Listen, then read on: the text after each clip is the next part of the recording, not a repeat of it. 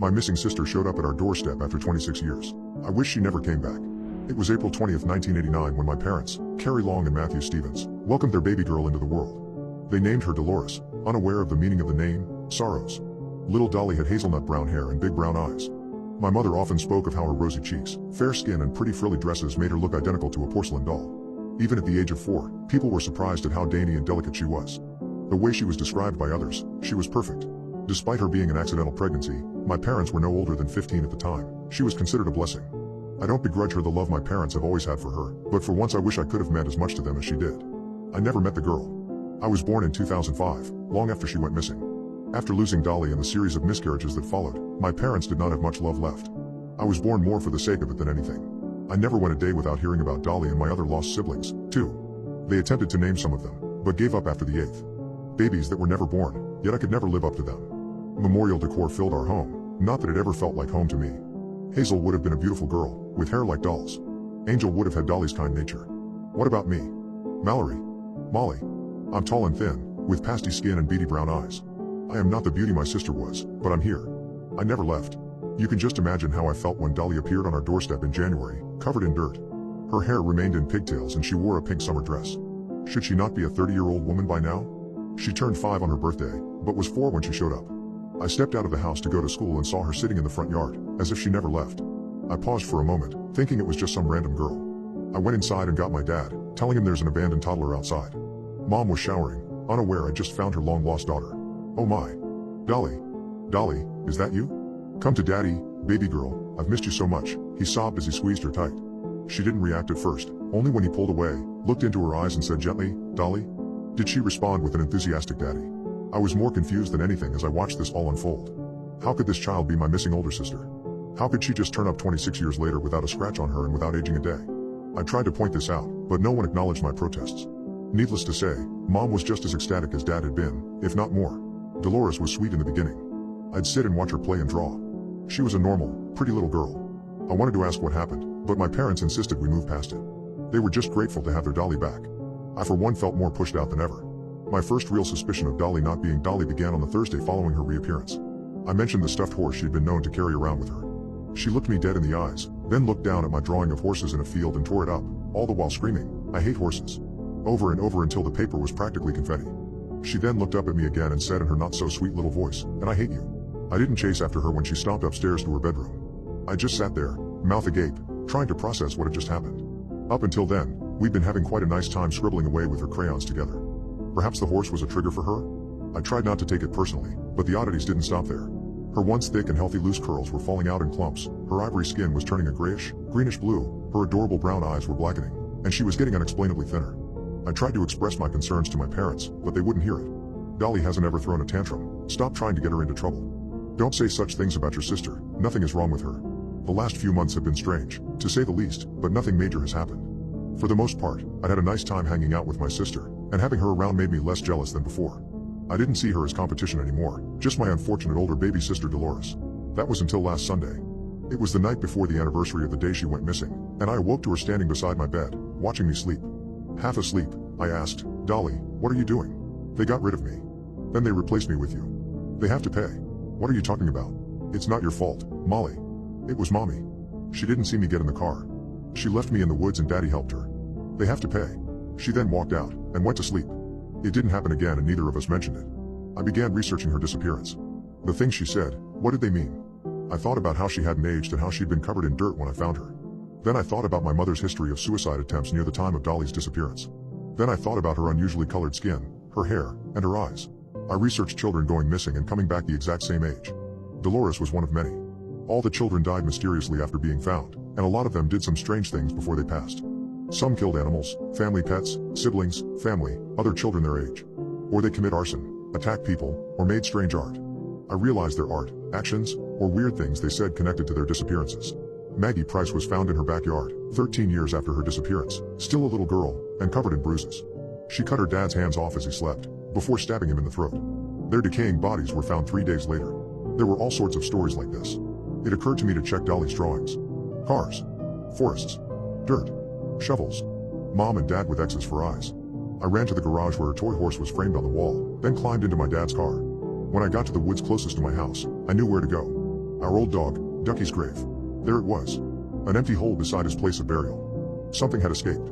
No, someone. I've been staying at a friend's house since then. I know that I can't stop Dolores from completing her unfinished business, or I'll become part of it. I'm starting the grieving process for her and my parents now, to make it easier for myself when they die. To be honest, I'm going to miss Dolly the most. My wife has been using a secret substance every night. Now I have to try to forget her.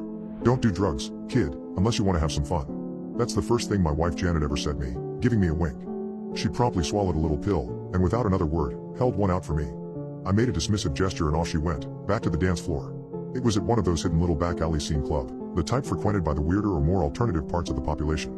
You know the type, free spirits, esoterics, soul searchers, musicians, artists. I could tell right away that the other patrons comprised a group of tightly knit regulars. Somehow, though, I caught Janet's attention and after only half an hour, she was back by my side. We ended up talking for hours that night. I guess it's because of how different we were and how I clearly didn't belong in her world. I'm a mathematician, a number cruncher so to speak, and work in controlling. Janet, on the other hand, was a free spirit, a painter, and always willing to explore new and interesting things, including substances. Somehow, though, we hit it off and somehow we made it work. We got married 6 months later. Our relationship was amazing. It felt as if all of our differences only brought us closer to one another. Sure, we had our problems, everyone does, and sure, I wasn't the biggest fan of her little habit, but I had my own vices. Namely, costly bourbon. Yet, we made it work, and I often took part in Janet's special little evenings. Janet would get high on acid or other psychedelics while painting, and I'd be with her getting drunk. Say what you want, but things never got out of hand. It was all recreational and nothing more than a bit of fun. All that changed when Joseph came around. Janet had her little clique of friends, a group of regulars she'd met over the years at her favorite hidden little clubs and bars. It comprised artists as weird as herself and who shared her interests. I never clicked with any of them, given how different I was, but they were all nice enough. Joseph was different. One of Janet's friends had met him at a club and he'd quickly become a part of their little group. He was a suave guy who seemed to care more about appearances than anything else. I first met him when Janet held one of her group's meetings in our living room. I knew right away I'd never get along with that guy. He had this grating, overpronounced voice, and called himself a poet in prose, a writer who only bothered with topics of the highest elegance. Thus, his works would never catch on with mainstream audiences, and could only be enjoyed by a few select connoisseurs. When I heard this type of pretentious bullshit, I almost couldn't help but groan, and after giving the rest of the group a quick hello, I left them to their own devices. That evening, I busied myself at the computer while hanging out with my good friend, Mr. Bourbon. Yet, a few times, driven by some strange sense of curiosity, I cracked open the door and listened in on their conversations. It was the usual artist talk, the stuff that went right over my head. Occasionally, however, I caught on to Joseph's grating voice as he disclosed the topics his art concerned. He'd talk about dreams and what was hidden behind them, things outside our universe, and what lay beyond our conventional, mundane reality. It was nothing but esoteric bullshit, most likely fueled by whatever drug he was on. Janet and her friends, however, seemed entranced by the guy, and he soon became the center of their little group. This also meant that whenever they'd meet at our place, I'd have to tolerate the guy's presence. When I talked to Janet about it, she merely shrugged. He's just an eccentric artist, you know. You're married to one yourself. I laughed and accepted it. At least at first. The more often I met him, however, the more I couldn't deny something was wrong with this guy. He had this sort of aura around him, one I couldn't put anywhere and that I couldn't help but be unsettled by. I wish I'd done something by then, I truly wish, but I guess it was already too late by that point. It was no other than Joseph who, unbeknownst to me, introduced her to this fancy new designer drug, this Nocturnalia. I only found out about her using it by chance. One evening, I found Janet painting, while taking a hit from some strange, glistening powder. When I asked her about it, she told me it was nothing but another psychedelic. I knew Janet was smart, I knew she was a responsible user, and I knew she always did her research. Yet, I soon noticed the changes. Janet's paintings were beautiful, but also of a peculiar kind. Her works were more about colors and emotions than motifs. Yet, they all had one thing in common. They were bright and vibrant. After she started taking Nocturnalia, her works became different. At first it were slight changes. Nothing but the minutest change in the color scheme. Before long, however, they were nothing like her earlier paintings. They became dark, weird, and much more surreal than anything she'd painted before. When I asked her about it, she'd laugh, and told me she was expanding her artistic horizon, trying out new things and bringing her art to the next level. Somehow, though, I could tell something else was going on. In many of her new works, I could almost see the strange twisted figures hidden behind the dark swirls and spirals she painted. It seemed as if she'd been taken by Joseph's words and her work had become nothing but an expression of the things he talked about. What had once been vibrant colors had been transformed into strange dreamscapes and dark space nebulas hiding terrible horrors. I'd always enjoyed watching her paint, but now I could almost feel Joseph's ghastly influences emanating from her work. Her paintings had this otherworldly aura to them, one I could feel growing stronger the longer I stared at them. We had our first big fight when I confronted her about it and when I learned who'd actually gotten her this strange new drug. I told you, I'm just trying a new style. It's not like I'm going full emo or something, she said, laughing. I know, but isn't it because of Joseph? I mean, I heard some of his talk in those paintings. They are all, I don't know. You mean because of the Nocturnalia? What? Yeah, Joseph brought it along, but I told you already it's... Wait, he's the one who got you hooked on that shit? How can you just take some random drug this guy brings along? Wasn't it your first rule to always do your research, to make sure it was safe? Or are you so taken by this guy and his stupid talk you can't even think straight anymore? For a moment, she was taken aback by my outburst, but then she stared me down. Oh, I'm taken by him? Is that what you think? You know, maybe if you wouldn't be drinking so much, and maybe if you join our meetings for once in your life, you'd know what's actually going on. Instead, you just hide in your stupid little office and play your stupid little video games. What's actually going on? What are you? Just stop it, Stephen, alright? With that, she stormed out of the room. We made up eventually, but not a thing changed. She kept working on her weird paintings, kept hanging out with her little group, and kept doing the strange Nocturnalia Joseph had brought along. A week ago, they met at our place again. I wish I'd have kicked the fucker out then and there, screamed at him to leave my wife alone and bring none of that shit near her ever again. But, I didn't. Somehow, I couldn't bring myself to do it. Looking back, I can't help but wonder if I'd been afraid of him even back then. When he entered, he was as suave and charming as always, all smiles, all words and talking in his usual mixture of half riddles and thesaurus words. While the rest of the group swooned all over him, I had to keep my balled fists in my pockets. This time, I didn't even bother with greetings. Instead, I stormed to my office, hit the bottle, and settled in for a night of shitty video games and early sleep. All the while, I knew my wife and her friends were most likely getting high on Joseph's little wonder drug. Even with the volume turned up, and even while I was getting progressively drunker, I could hear their laughter, and their high-pitched, excited voices. Most of all, Janet's. I know what you're thinking. This dude's gotten my wife hooked on some new designer drug, or he's f***ing her. But no, that wasn't it. I wish it would have all been so simple, but it wasn't. The first thing I remembered was waking up at my desk. It was long past midnight, and I was clearly very drunk. The almost empty bottle of bourbon stood right in front of me like some accusatory monolith. Then I felt it. I can't describe what it was, but something had changed in the house, in the air, and for a second goosebumps came all over my body. Something was wrong here, very wrong. I pushed myself off my chair and stumbled towards the door, bottle of bourbon in hand. When I pulled it open, it hit me right away. It was a sensation. An otherworldliness that seemed to have spread through the entire house. It made me feel like I didn't belong, that this wasn't my home anymore. As I stumbled through the house, I could hear the sounds, strange wet sounds. It sounded like splashing and squeezing, as if flesh, no bodies, were pushing together and coming apart again. Below it all, I heard moaning, and quiet, echoing giggles. Those sounds. Don't tell me. The first thing that came to my mind was SX, an orgy. Some crazed drug-induced orgy fest was happening right in the center of my living room. The next thing that hit me was the smell. It wafted through the house, a strangely sweet aroma, yet slightly spicy, a smell unlike anything I'd ever smelled before. For a moment, my body felt strange, and I almost turned around. Then the image of Janet came to my mind, my wife Janet, being down there, being part of whatever was going on, being railed by that asshole. My grip around the bottle tightened. Fueled by anger and rage, I was prepared, more than prepared, to beat his stupid head in. As I made my way through the hallway, the sounds grew louder, echoed through the house. When I finally saw the living room door, strange lights erupted from it. It was an ocean of intermingling colors, dancing and washing in and out of one another, like some crazed kaleidoscopic rendition of the Aurora Borealis. Janet? I called out. What's going on? Instead of an answer, all I heard were more giggles and odd voices. I cursed, called out for other members of her small group, but no one answered. I fought myself on, step by step, but suddenly I felt drowsy, and slowly, ever so slowly, the rage went away. It was pushed aside by a feeling of apprehension. No, not apprehension, I realized. It was instinct, some part of my lizard brain telling me to leave this alone. Whatever was happening here was not for me. I stopped, shook my head, took a breath and then a deep sip of bourbon, pushed it all aside and half stumbled, half dashed into the living room. The moment I stepped through the doorway, I froze. The bottle of bourbon slipped from my hands and crashed to the floor right between my feet. It shattered, drenching the floor and covering my feet in sharp pieces of glass. Yet, I didn't give it any attention, I didn't even feel it. I just couldn't. What I saw in front of me was madness, a surreal fever dream that had somehow become reality. My wife has been using a secret substance every night. Now I have to try to forget her. Joseph was still on the couch, or a being I knew had once been the suave man I'd seen so many times before. He'd become bigger, had grown in size, and was now an entirely different entity. His eyes, no, his entire face, had turned into a mad, rotating galaxy that brought forth the dazzling lights I'd seen. Every other part of his body had turned into a shapeless void. Every other part but his arms and hands. His arms seemed to have grown longer, were spread out like two long, spidery tendrils encompassing the entire room. All the while, his hands were wide open. His fingers were spread out, moving frantically like those of a puppeteer right above the other members of the group.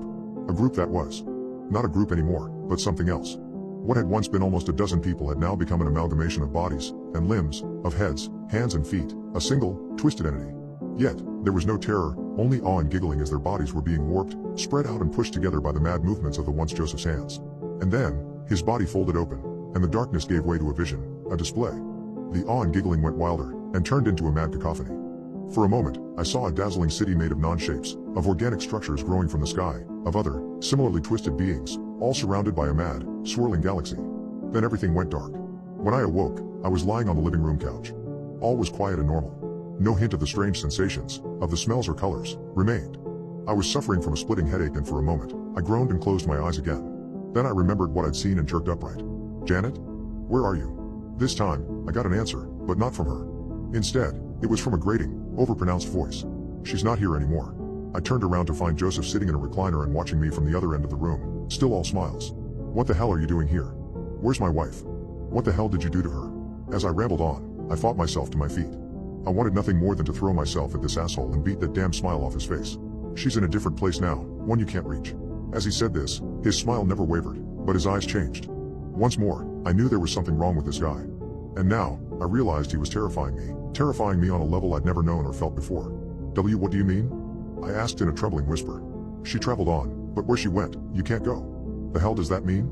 "You never joined our meetings, but even then, you wouldn't have understood. There are places hidden below dreams, places only reachable by those who strive for them, who want to transcend. These places, they lay outside this mundane reality." I opened my mouth again, to call him out on his bullshit, but with the slightest wave of his hand, Joseph shut me up instantly. She was searching for them. Deep inside, she's always been searching for them. She wanted this, always had. There are certain people who strive for more, for ways to transcend, to improve in ways that just aren't possible. At least not here. What they want to feel, to create, to know, is something different that can only be achieved there. This makes no damn sense. No, it doesn't, not for you. But where is she?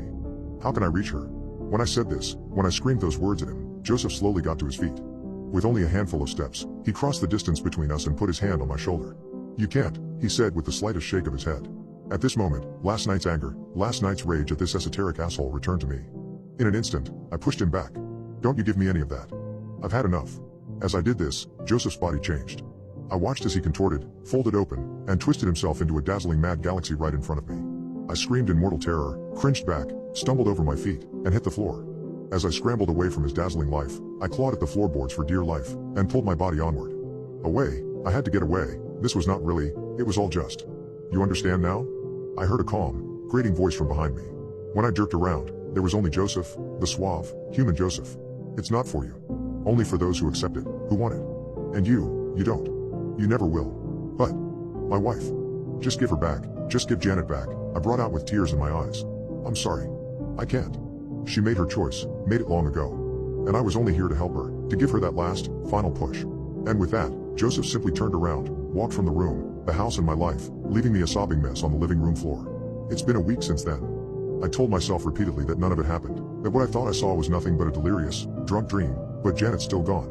For the past days, I've looked into every single member of Janet's little group. I tried to contact each one of them, went to the clubs and bars they all frequent. Yet, no one's seen them or heard from them. For all I know, they really are gone. Sometimes, however, on rare occasions, in these dark joints, frequented by the weirder or more alternative parts of the population, I notice a certain figure. A suave one, sometimes a woman, sometimes a man, but they'd always be sharing a strange, glistening substance amongst the patrons. Working for the mob is pretty much the same as any other job. That's what I used to think. You get up. You eat some breakfast. You go to work. On very rare occasions, you hit someone in the mouth.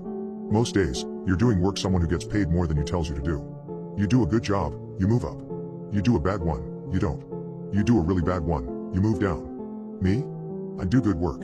I was the right hand for a guy nicknamed No Red Wayne. He got the name because he didn't like red. Didn't like it on his people. Didn't like it on his turf. Didn't like it in his books. He was good at keeping the red out, so he was highly trusted and widely respected. A couple months ago, No Red was asked to take over a club up north that was underperforming. We yanked the leashes a few times and got the place on track pretty quick. You've got to keep an eye on things, though. It keeps them from backsliding when they know they're being watched. So this one night, we've just closed up and No Red is with the bartenders doing the countouts. I'm shooting the shit with Bobby the door guy when this rough-looking guy walks up. And when I say rough, I mean it. He's skinny and dirty. He's wearing a dingy hoodie with a low-slung cap, and his head is hanging to where I can't see his face well. He's almost walked through his shoes and the bottoms of his pants. I could smell him before I saw him. It was like a washed corpse. "We're closed, guy," Bobby calls out to him. "You can't be on the property." "Sorry," the guy says back. He sounds way more clear-headed than his appearance would suggest. "I'm looking for someone." "You call him No Red. Can you send him out?" "Now, I've been working with No Red for a while now. I've never seen him keeping company with anyone that could make a corn or put down his fork, so I'm really curious. How do you know No Red? We go way back. Tell him it's Sherman Sandoval. I figure it can't hurt. This guy doesn't seem that dangerous, so I tell Bobby to keep an eye on him and go to head inside. When I unlock the door, the guy took a half step forward, but so did Bobby and he backed up again. Hey, No Red, I call out, there's a guy outside asking for you. What does he want? No Red called back. I come into the main area and No Red is sitting at the bar with the bartenders, the waitresses, and the 3 door guys we had inside for the night. Staff usually has to wait around for tip outs to make sure no one is up to anything. No Red is good at sniffing out when folks are trying to skim, so you can't leave until he clears you. He didn't say, but he asked for you by name. Said his name was Sherman Sandoval. Soon as I said that, No Red gives me this look. It's the same one people wear when you tell them a loved one passed away after fighting with an illness for a while. It was unnerving. He suddenly starts counting the money faster than I've ever seen. Seriously, he was counting it like a machine in a casino. Tell him I need a few. Gotta count out the staff. You okay? I ask him. Just go, Lenny. Tell him. Now.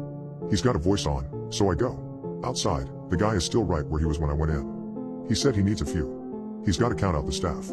He nods a little and says nothing. That's when I notice he's starting to look tense. It's not obvious, but you notice little things. He's leaned forward a little, like he wants to move. His breathing is a little more audible. Little things. After a minute, the waitresses and the bartenders are leaving, so I head back inside. The door guys are standing around like a pack of smacked asses. No Red is at the bar pacing. He's finishing up a call when he sees me. He waves me over, then turns to the guys. Alright, fellas. We got a problem and I gotta explain it first, so clean the shit out of your ears because we don't have time for me to say any of this twice. That man outside isn't a man. Not anymore. That thing outside is a ghoul. Now I'm a bit of a horror movie buff, so I laugh. He said it so seriously that I couldn't help myself. Come on, boss, told the other one. Next you'll be telling me vampires are real too. Lenny, you've known me long enough. Do I seem like the joking kind? Now the guys are looking at me, and I'm feeling dumb suddenly. It was hard to swallow, sure, but something about the way he said it made me second guess myself. And since you mention it, yeah, vampires are real, No Red said, reaching into his pocket. Because I'm one, which is why the ghoul is here in the first place. I killed him a few years ago and now he's here to return the favor. Don't vampires make ghouls as slaves? Like in the movies? One of the guys chimes in. If it worked like that, you think I'd be paying you chuckleheads? No. Those things happen if a vampire gets greedy. No Red said as he pulled a fat roll of bills out of his pocket and slammed it on the bar. Now, I got a few grand here. You guys can't kill that thing, but if you can get it into the walk-in, you can split this. It's 16 grand. Now the guys are eyeing that roll like it's a key of coke at Pornstar's wedding. How much more will you pay us to kill him? Another guy asks. You can't. Don't bother. Just get him into the walk-in and for fuck's sake. B. He stops when we hear a boom from the front doors, and when I say from the front doors, I mean, it's the actual doors. Those doors are basically 2 1-inch thick slabs of steel. Right after we took over, we got ram-raided, so No Red had these heavy security doors installed to make sure it never happened again. There's a second boom and a squeak. I jog back over to look and watch them buckle a little. Then another boom and they almost give. I can't believe that skinny, sickly looking guy is the one doing that. He had to have gotten a car or something. The doors buckle again and explode inward. Before I can react, Bobby comes flying at me. He hits me like a sack of potatoes and lays me out. Now Sherman in the doorway. His hood is off, he's lost his hat, and it's now clear why he was wearing them both. Half his face is missing. I can see his teeth through his cheeks and his nose and eyes are gone. He looks at me for a second, at least, that's what it felt like, then he breaks into a run. When you come into the club, you have to go down a hallway then turn left into the main section where you have some seating in the dance floor. The bar is at the far side and the walk-in is right next to that. When Sherman rounds the corner, one of the guys is waiting with a bar stool and catches him full force in the face. He stumbles a few steps and then drops to his knees. The guy with the stool hits him again and knocks him flat. Now things are looking good. A couple of the guys grab the ghoul by the legs and start to drag him to the walk-in. I'm rolling Bobby over so I can help when I notice something that stops me dead. Bobby's neck was crushed. It looked like the elbow of a bendy straw. I could still see the grooves where Sherman's fingers had crushed it like a cheap soda can. It was dawning on me how deeply screwed we were. I turn to look as Sherman sits up and grabs the guys dragging him by the arms and snaps them. The guy with the stool tries to hit him again, but Sherman is ready this time and snatches it out of his hands. He swings back at the guy without getting up and hits the side of his knees. They just give way. It sounds like fresh celery. Then he flings the stool full force at No Red, who is trying to run past him. The stool catches him in the legs and he tumbles to a stop in the middle of the dance floor. It was a blur. By the time I got to my feet, Sherman was already on top of No Red. It was horrific. He was hitting him over and over without stopping. The floor is polished concrete and I can hear it cracking as this guy just goes to town. I look at the guys this ghoul has taken apart with one hit and No Red getting beaten into a smear and I freeze. No amount of money is going to convince me to even try to touch that thing. I'm pulled out of it by a wet, crunchy splash. No Red's head is a pile of mush. I've seen dead guys before, but I've never seen someone die like this. Sherman kinda slumps over and starts laughing. It's the happiest laugh I've heard in a long time. It's like a little kid. While he's doing it, him and No Red start to crumble and turn to dust. No flash of fire. No dramatic light. Just dust and laughter. Maybe 5 minutes later, Jimmy James shows up. He's No Red's boss. He walks in, takes one look at the mess and looks like someone took the air out of him. Were you here for this? He asks me. Yeah, I reply. He tell you what it was? Yeah. Well, at least it only killed one of you, Jimmy says, nudging Bobby with his foot. You knew about that thing? I ask him. Yeah. I helped him catch it last time. Sealed it up in concrete and dropped it off the coast. I guess we should have dropped it further out. He laughed. He actually laughed. This shit ain't funny. Nah, it's a little funny. I told that dumbass he needed to eat more and in smaller amounts. Then he wouldn't have fucked around and made that thing. Jimmy turned with a sharp whistle and a couple guys jogged in. He pointed to the injured doorman and Bobby's body, and the guys grabbed them without a word. Jimmy walked over to the bar and grabbed the roll of cash No Red had left there. He walked back and put it in my pocket. Now, keep your mouth shut and enjoy your promotion. My brother would have wanted you to have it. Now go home and get some rest. I stared at him. I didn't know you and No Red were brothers. Tonight's just full of revelations, ain't it? Now go home. I got sweeping to do, and you got a club to run. So I went home. I ate my dinner. I went to bed. I didn't ask any questions. Just another normal day. I'm a priest who travels to give sermons. After meeting the devil I realized the whole Bible is a lie. The clock on my dash reads 4:30 a.m. The darkness outside of my headlights is so thick that I can't see anything to the left or right of me. There isn't a star in the sky and the moon is eerily absent. The phone call I received last night assured me though, that the church in Havens Creek is nice and the congregation was wonderful. I wanted to get there early, get the lay of the land, and put my own little flair to the place. I'd been driving for some time when I finally came up on my turn for the church. I pulled into the parking lot and what my high beams fell on took my breath away. A large, beautiful white church with long columns, a bright red double door, and beautifully stained glass windows with depictions of our Lord and Savior. I stepped out of the car, turning off the headlights, and the night was heavy again. Outside of the interior lights of the church and the solar-powered lights lining the path to the door, I could see nothing. I'll admit I felt a bit unsettled, but my mentor, Father Renard, had me come here as a guest pastor, and I was not going to let him down. I made my way up the stairs and into the church. The inside was even more glorious than outside. 50 yards of pews lined down both sides and a gold-lined red carpet from the door to the pulpit. Getting the full view of the stained glass, I see our Lord and Savior, the cross, our Virgin Mary, cherubs with wings, and the angels up above. Just being inside this place filled my heart with love. I made my way down the gold-lined carpet into the first pew. I took a seat to relax and just take it all in. Directly next to me was a book I'd come to know very well over my 40 years of life, the Bible. I picked up the very pristine book, and sat it in my lap with my hands folded, resting on top of it, and took a deep breath. At this point, I was just trying to take it all in, when I heard the front door open. The person's feet sounded hard off of the floor with each step, which was strange seeing as the way up was thickly carpeted. Each step drew nearer and nearer to me until finally a man came into view. He was extremely handsome and well-dressed. A black suit jacket and pants, with a red vest, and black tie with red lacy inlays. The man had long blonde hair pulled back out of his face and an air of authority about him that I just couldn't place. The man walked past me and removed a chair from the rack and walked back toward me. He sat the chair directly in front of me, sat down, and crossed one leg over the other. We both stared at each other in silence for a short time, and just as I was about to speak up he said, "Forgive me, Father, for I have sinned." His voice rolled out like honey, sweet yet sinister. I stared back at him. This isn't how we usually do things at my church, I thought to myself. But I am a guest in this house, so I won't push. What is your name, my child? I asked the man sitting in front of me. He cocked his head to the side and smiled. You can call me Sam, Father. He held out the word so I knew it was a question. Ah, I replied. Salazar, Father Marcelo Salazar. He gave a slight smile and his bright blue eyes shone vibrantly. It is very nice to meet you, Father Salazar. As I said before, my name is Sam, and it would be greatly appreciated if you could assist me. I have sinned and I fear I may wind up in hell. I shook my head softly. Oh my child, do not worry. Our Father is a forgiving God. Please tell me of your burden so I may absolve you of your sins. Sam adjusted in his seat, then uncrossed his legs and crossed them the other way. I drink to excess and then judge others in church when they admit to doing the same. I nodded. Well, my child, I said. Sam quickly cut me off and continued. When I was married, I would have my wife stay at her mother's when she was on her period. I looked at him, as I tried to assure him that the Bible speaks of it being a time of uncleanness. Sam quickly cut me off again. I sent my son off to a conversion camp when he came out as homosexual. I didn't respond this time and he continued. I raised my hand to my wife as she tried to leave the house in anything other than modest clothing. I wanted my wife to be modest, but I also received less than modest photographs from my 19-year-old babysitter, Brittany. My eyes widened and I stood up from the pew I was sitting in. I stepped around the side and began to back away down the aisle towards the door. His soft look hardened in an instant. His bright blue eyes went from soft to dangerous. What's wrong, Father? He spat at me. You look awful. This man was speaking my life back to me. Who are you, and what do you want? My hands and voice were both shaking. I was backing up steadily and Sam was just staring at me. We were far enough apart that if I turned for the door I should be right there.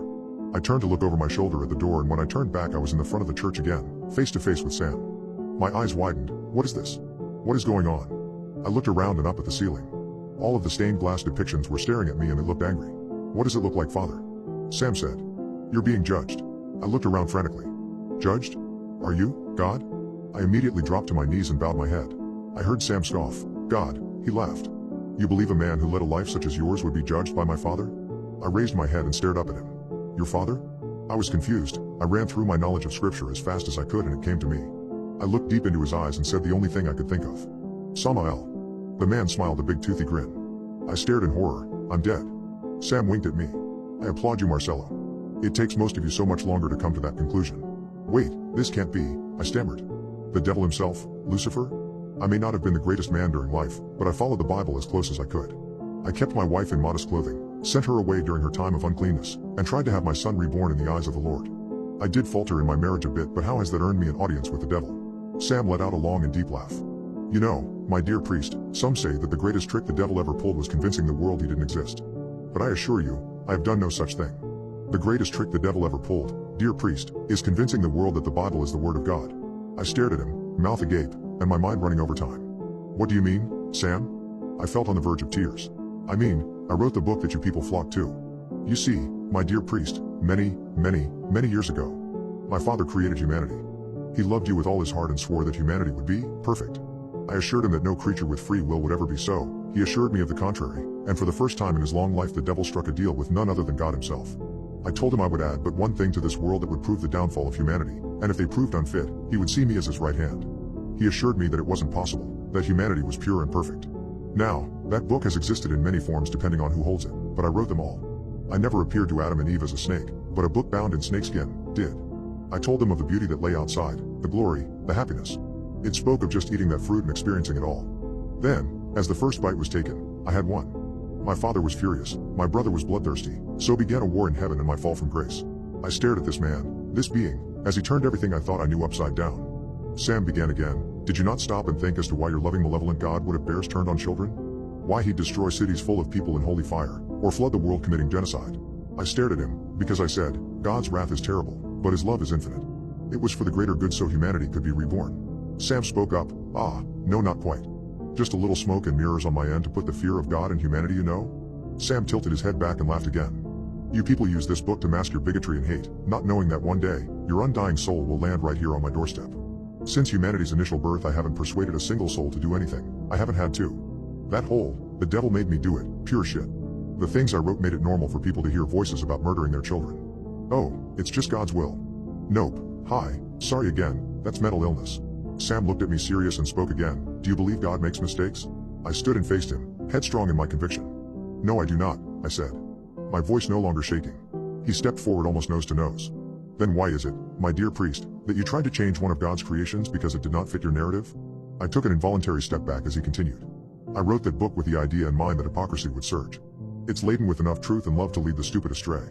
My father loves all life, all things, no matter color or gender. The part about stoning those that lay with the same sex, all me. You hypocrites line my doorstep like lambs to slaughter. That love you feel well up inside when you tell someone they will burn in hell for who they love, or for living their life not according to your broken vision of an almighty God. It is not love at all, but your soul's acceptance of your truly wicked nature. I clutched the Bible to my chest and just shook my head. No, you are the father of lies, none of this is true. Sam smiled again. Is that what you believe, my dear priest? If so, have a look at the book you have so coveted all your life. I pulled the Bible away from my chest and looked down at it. A snakeskin cover with a six-winged angel emblazoned on the cover. Sam seemed to stare into my soul. This, my dear priest, is the book that Eve held in her hand when she decided to take that first bite. I opened the book to a language he'd never seen before. Sam looked at me quizzically and turned his head to the side. He said, my apologies. You can't read Enochian. He waved his hand and the book glowed white hot. I dropped it immediately and took another step back. I couldn't understand this. If what he was saying was true, my entire life had been a lie. But wait, hold on, what about before the birth of Jesus Christ, before Christianity? I stammered. You will find my handiwork in the hieroglyphics, in the halls of ancient Rome, or the diary of Julius Caesar. I had heard enough, I couldn't take any more, tears openly fell down my cheeks. Now for my questions, my dear priest. How does it feel knowing that I robbed you of all earthly desire only to have your soul remain in hell for eternity? I couldn't answer him, I couldn't even form clear sentences in my head. How does it feel knowing that the wife you detested so much, took your son, denounced your wicked ways, and will both thrive for eternity in my father's kingdom? I felt his hand touch my shoulder and it burned like nothing I've ever felt before. I screamed out in agony. As for my final question, this one won't be directed at you, my dear priest, but for our little eavesdropper here. So tell me, my dear reader, when was the last time you went to church?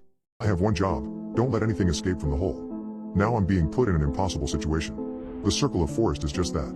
A circle. About 750 meters in diameter. It is ringed by 2 meters of grassless rock, and then beyond that is the wilderness. Moss and fern and cliff and weeds. The trees and plants that grow inside the circle are thick and strange. My hut has a direct view to the centerpiece of the forest. A dark, cave-like hole in the middle of a clearing, descending down and into the unknown. I tried to go through it once, but my head began to pound the deeper I went down. My colleague joins me tonight. He sips from a mug of his own. "Ah," he says, with a pleasant smile. "Delicious. Nothing like a warm mug on a cold day." I reply, scratching my beard. "What do you think might be coming up tonight?" he asks. "Who could tell? Nothing, hopefully." "It's been a while since the last one," he murmurs. "We're overdue a visitor." Yes, I suppose we are," I sigh. "I've been here for 3 months now, another 3 to go, but of course, I have Robbie here with me tonight. Someone to talk to. I've missed him." "Right, let's head a little closer, shall we?" "Ugh," he mutters, glancing out the doorway. "Into the rain? You know it, brother." He sighs. "Fine. Are we splitting up or sticking together this time?" "It's a no-brainer. We'll stick together," I tell him. I clap him on the shoulder and gesture for the man to head outside. "You know how I get lonely." He chuckles. "Right you are, man." And out he goes, rifle in hand. Robbie is a little off, though. "Hey," I say to him, above the rush of the rain. He looks at me. "Wake up, man, you can be seen from there. Back up a little." He chuckles and rubs his head. "Of course. Right you are. It's surrounded by tumbled rock and stone, though I couldn't say where from. Perhaps someone moved them there, long ago. It's another 20 minutes before anything stirs from the hole. I just think you'd be so much happier if you quit this business, man," Robbie says to me. "Being isolated for such long periods of time, it's not healthy." "How long you got left?" 3 months, I tell him. "So 6 months total. Half a year in such a place as this." Robbie shakes his head. "You need to be around people. Humans are social creatures." "Perhaps," I grunt. We both creep a little lower in our positions and watch as a shadow begins to shamble its way from the depths of the hole. The thing is covered in slime and chatters as it appears. Armored, brown and disgusting. 2 tiny, beady eyes peer out as its antennae twitch and circle around. Its rows upon rows of sharp legs clatter over the rock and slice down into the wet grass and the mud. I suppressed a gag. "Disgusting," Robbie mutters. "Where the hell do these things even come from?" I have my theories. From amidst the ruin of the centipede-like creature, and out from the hole, comes a deer. It raises its head and sniffs the air. I raise the rifle. And the deer bolts. "Fuck," I shout, hesitating as I look between the deer and my colleague. I point at him. "Watch the damned hole. I'll be back."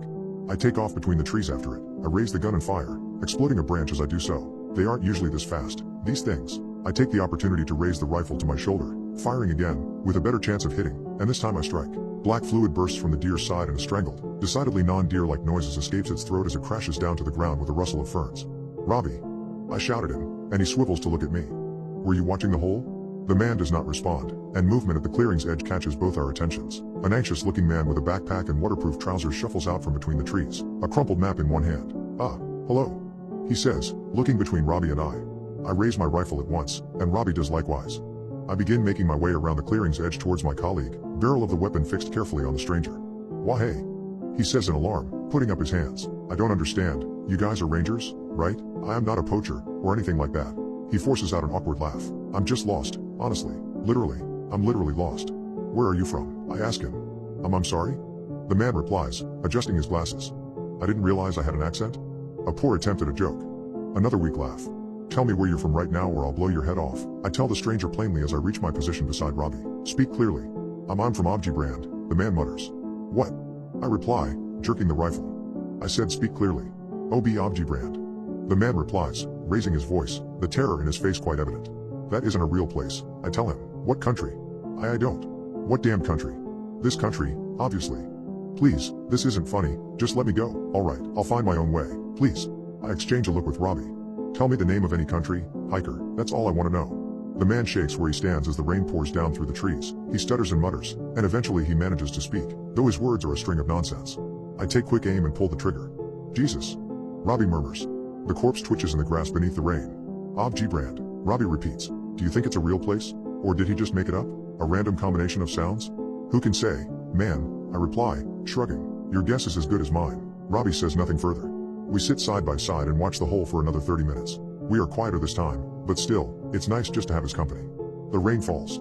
"I gotta take a piss, man," Robbie says, breaking the silence. He clambers to his feet. Hey, well don't go too far. Just piss right there. Eh? I need you alert and active, my man. Just piss right there. Robbie hesitates and gives me a look before shaking his head. Alright man, I'll try not to turn around too fast. Wouldn't want to hit you with my dick and knock you out. I chuckle as he relieves himself against the tree, a chuckle which is quickly lost as a horde of shadowy beings begin scampering out of the hole. Action, Robbie, I tell him, quick, stay alert. The shadowy beings quickly take shape through the rain. They are all exact copies of myself. They don't make a break for the exit, they run to me. Fuck. Soldier. One of the copies shouts into my face, grabbing me by the shoulders. Jesus, thank God, you're alive. Right, come with us, immediately. There's still time to get you to safety. I shove him away and raise the rifle. My copy stares at the barrel, then at me, and then swears and throws out his hands. Again? For fuck's sake, why does he keep doing this? He turns to another of my copies and gives him a light shove in the chest. Why won't he just come back? What are we doing wrong? I choose not to partake in this little piece of theater. I take aim and fire, bursting a hole in my copy's neck. Initially, the blood is red, which is rather worrying, but it quickly runs black as he falls gasping to the floor. The other copies of myself all retreat in panic. There are 5 more of them. Robbie. One of them shouts, gesturing to my colleague. Tell him to come back already. We can't keep doing this. Robbie stutters and mutters, and I fire. The copy's head bursts open. Down he goes. 2 of the surviving copies attempt a hasty escape. Back to the hole, which I find interesting, but not interesting enough to spare them. Down they go, one after the other. Bang, bang. 2 left now. They look at each other, and the closest holds out a hand to me. Listen, he says carefully as I reload. I know this seems impossible, and scary. He's right. I'm terrified, though I'm doing my best not to show it. These things really are getting creative. But you have to trust us on this. Or at least hear us out, please. Do you have any idea how long you've been gone? The other copy shouts in anger. He's not going to listen. It's just like last time. The closest copy stares right into my eyes. I don't care what the others say, he tells me. I will never leave you behind. I swore it once, and it's a promise I intend to. Bang. Are you good, man? Robbie asks, after a moment. Yeah, I reply, lying. Yep. Perhaps I've let this little charade go on for too long. 3 figures clamber out. Wait. One calls above the roar of the rain. I squint through it for a better look. Don't shoot. Another copy. A copy of Robbie is with him, similarly aged. A girl in her 30s walks with them, a fearful expression on her face and her hands raised. It's my daughter. I throw my hands out, exasperated. What do you want? Listen to me, you fool. My elder copy shouts back. This is the real me, the real you. And this is the real Robbie. The real Robbie. He puts a hand on the copy of Robbie's shoulder, and his other on my daughter's. She stares at me, wide-eyed. He looks so young, she says. She calls over, Dad. It's me. Do you remember? Please tell me you remember. Remember the trip we took to the beach? You took us to the coast on my 10th birthday. We saw dolphins. She reaches up to her neck and lifts a necklace with a smooth little shiny pebble attached. You let me keep this pebble. We had it turned into a necklace. Things are about to change, my copy says to me, walking ever closer. I appreciate that this might not make any sense to you, but we are from the same loop, the same path, looped back around. I take a deep breath. I look this madman in the eyes. With the scent of the rain-washed pine and the drift of rifle smoke in my nose, I take aim, and I fire. Bang! My so-called future self drops to the ground. My daughter screams, and the elder copy of Robbie drops to his knees at the corpse. No, no, he cries, and I take him out as well. The copy of my daughter is the hardest. It doesn't have to be this way, she says, her voice wavering. I chew my tongue, and then I call her bluff. Bang! Just another leaking corpse. Robbie stares at the ruined bodies. He looks to me. How do you do it, he murmurs. How the hell do you do it? I rub a sleeve across my eyes. Do not allow anything to escape, I tell him. It's a rule for a reason. You do it so easily. He says quietly, the disgust in his voice quite clear. Is that what you think? I ask him. I turn to face him, my jaw set as the rain leaks from my chin. What if they have something important to tell us? He asks me. Important? Fuck them. It's all tricks and lies. The second I let my guard down, I am lost. And, speaking of which, I raise the rifle and point it at his head. He backs away. Wait, hold on. He laughs anxiously, then stops when he realizes that I am not kidding around. You've gone mad, he says simply. You've lost yourself in your head. It's me. It's Robbie. If the things that come out of the ground are benevolent, then why do they all lie? Robbie? Why do they lie? I don't know what you're talking about. Oh, I think you do, my friend. I cock the rifle. I've enjoyed your company tonight, I really have. You were a strong imitation, I'll give you that, but you've missed a crucial piece of information. You always miss something. Robbie is dead. Long dead. Died 2 years ago. He died defending the people of this place from an abomination that rose out of that yonder hole. So I'll be seeing you, now. Robbie's face contorts into shock and surprise. Please, he begins, and I put a bullet through his forehead with a loud bang. Down he goes. Just like the rest of them. That terrible black fluid pouring out and over the grass. When Robbie first appeared to me this evening from through the trees, I was too surprised to react. It was a potentially fatal mistake, but for one reason or another the copy did not use his rifle to shoot me. If he was going to use it to kill me, he could have done so in that very first instant. He didn't. So after that, I just played along, keeping an eye on him. As I said, it gets real lonely up here, and I miss that man a great deal. I watch as black sludge begins bubbling up from the hole's entrance, and I return to my hut, sitting down with a sigh in my chair as water drips from the branches and into the bucket beside me. I reach for my mug and take a slow sip of cold, miserable tea. 3 months down. 3 more to go.